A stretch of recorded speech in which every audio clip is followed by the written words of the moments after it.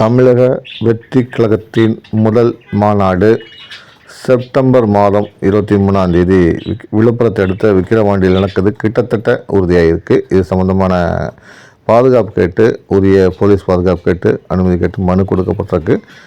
இந்த நிலையில் அந்த மாநாட்டில் விஜய் என்னெல்லாம் பேச போகிறாங்க சம்மந்தமாக பல வியூகங்கள் வெளியாகிட்டே இருக்குது. முக்கியமாக பார்த்தீங்கன்னா, விஜய் அவர்கள் 2026ஆம் ஆண்டு நடக்கிற சட்டமன்ற தேர்தலை மையமாச்சு தான் கட்சியை நகர்த்திட்டு போகிறாரு. அந்த வகையில் விஜய் கூட்டணி சேருவாரா, சேர மாட்டாரா, சேர்ந்தால் யாருடன் சேருவார் என்ற மாதிரி விவாதங்கள்லாம் தற்போது அரசியல் வட்டாரத்தில் பரபரப்பாக பேசப்பட்டிருக்கு. ஆனால் பார்த்தீங்கன்னா விஜய் அவர்கள் ஒரு விஷயத்தில் ரொம்ப தெளிவாக இருக்கிறாராம். அது என்னென்னா, முதல் முறையாக கட்சி தொடங்கி நம்ம முதல் முறையாக சட்டமன்ற தேர்தல் சந்திக்க போயிடும். அதனால் தனித்து களங்காண்பது தான் சிறப்பாக இருக்குங்கிறது விஜய் தரப்பில் சொல்லப்பட்ட விஷயம் பார்க்கப்படுது.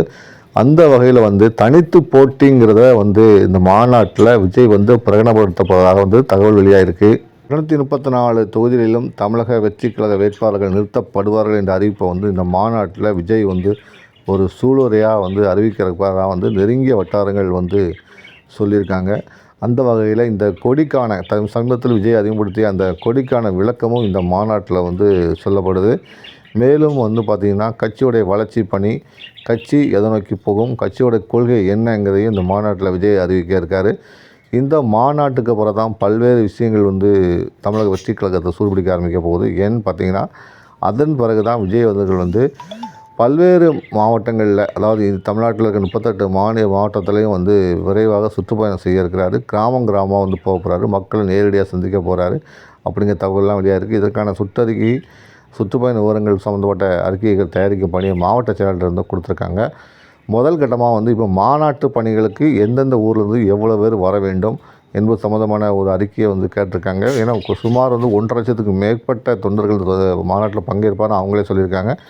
ஒருவேளை கூட்டம் இன்னும் அதிகமாக இருந்தால் எப்படி செய்யணுங்க சம்மந்தமாகவும் அவங்க ஆலோசனை பண்ணிகிட்டு இருக்காங்க. ஏன்னா முக்கியமான கட்சியின் முதல் மாநாடுனால எல்லா அரசியல் கட்சியினரும் விஜய் மாநாட்டை உற்று நோக்கிட்டு இருக்காங்க. ஏன்னா சமீபத்தில் கூட எல்லா கட்சிக்காரங்களும் விஜயை சாதாரணமாக இடப்பட முடியாது, அவர்களுடைய கட்சியை நம்ம ஒரு உன்னிப்பாக கவனிக்கணும்னு சொல்லி திமுகவே சமீபத்தில் கருத்து தெரிவிச்சிருக்கு. அந்த வகையில் பார்த்திங்கன்னா இந்த கட்சி தமிழக வெற்றி கழகத்துடைய வளர்ச்சியை எல்லா கட்சியும் உற்று நோக்கிட்டு இருக்காங்க. அந்த வகையில் விஜயுடன் கூட்டணி அமைப்பதற்கு முதலில் அதிமுக விருப்பப்பட்டதுன்னு சொல்லலாம்.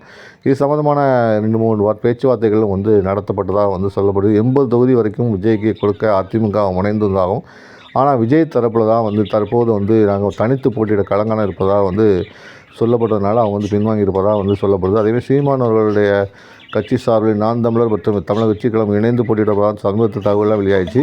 ஆனால் ஒரு சமீபத்தில் பார்த்திங்கன்னா, சீமானே ஒரு பேட்டில் நாங்களும் தனித்து தான் போட்டியிட போகிறவங்க ஒரு தகவல் உறுதியாகிட்டாங்க. ஆக இந்த தேர்தலை சீமான் தலைமையிலான நாம் தமிழர் கட்சி தனித்து போட்டியிட உறுதியாகிவிட்டது. அதே மாதிரி பார்த்திங்கன்னா, தமிழக வெற்றி கழகத்துடைய இதுவும் தமிழக வெற்றி கழகமும் தனித்து போட்டியிட முடிவு செய்திருப்பது அரசியல் வட்டாரத்தில் ஒரு வியப்பை ஏற்படுத்தியிருக்கு. ஆகவே 2026ஆம் ஆண்டு நடக்கிற சட்டமன்ற தேர்தலில் கடுமையான போட்டி இருக்குங்கிறது இப்போதே கணிக்க முடியுது. திமுக ஒரு தலைமையிலும், அதிமுக ஒரு தலைமையிலும், விஜய் தலைமையிலான ஒரு தலைமையிலும், சீமான் தலைமையிலும் 4 முனை போட்டி கிட்டத்தட்ட உறுதியாக இருப்பது சமீபத்தில் தெளிவாக இருக்குது. இதை பற்றி நீங்கள் கமெண்ட் பாக்ஸில் பதிவு பண்ணுங்கள். தொடர்ந்து அரசியல் பேசுவோம். நான் உங்கள் பேனாக்காரன்.